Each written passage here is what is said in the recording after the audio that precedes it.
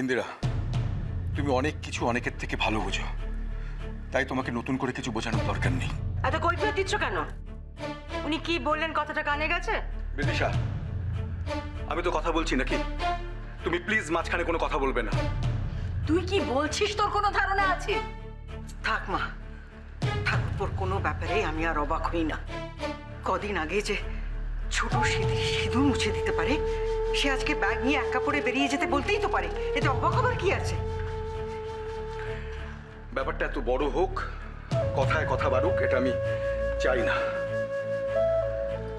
তুমি পরিস্থিতি জানো, অনেক কিছু ভালো বোঝো, তাই আমি তোমাকে রিকোয়েস্ট করছি, প্লিজ ইন্দিরা, তুমি এ বাড়ি থেকে। না বাবা,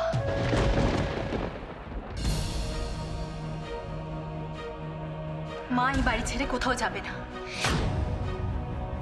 অনেক কষ্টে মাকে আমরা ফিরে পেয়েছি, আর মা এই বাড়ি থেকে চলে যাওয়ার পর এই বাড়ির কি পরিস্থিতি হয়েছিল সেটা আমরা সবাই জানি। তাই এবার আর মাকে কোথাও যেতে দেব না।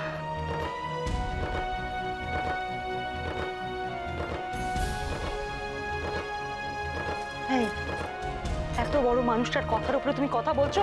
এটা বৌরানীর একার কথা নয়,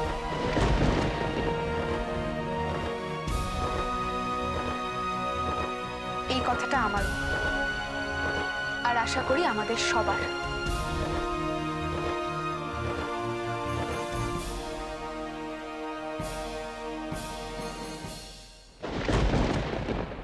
আমি তোমাদের সবাইকে বলছি, কেউ এর মধ্যে কোনো কথা বলো না প্লিজ।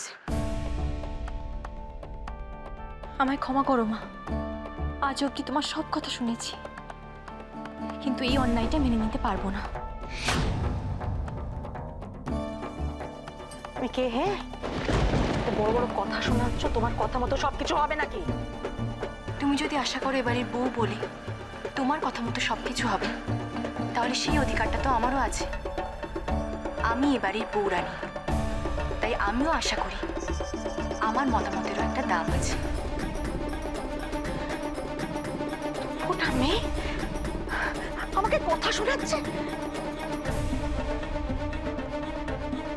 আপনার ভাগ্য ভালো যে শুধু কনক কথা বলছে, আমরা মুখ খুলিনি। কারণ আমরা যদি মুখ খুলতাম তাহলে বাবার হয়তো সেটা ভালো লাগতো না, আর আপনি সেটা সহ্য করতে পারতেন না। তুমি শুনতে পাচ্ছ? আমার ছেলে আমাকে হুমকি দিচ্ছে। আশ্চর্য, তোদের কোনো বোধ নেই?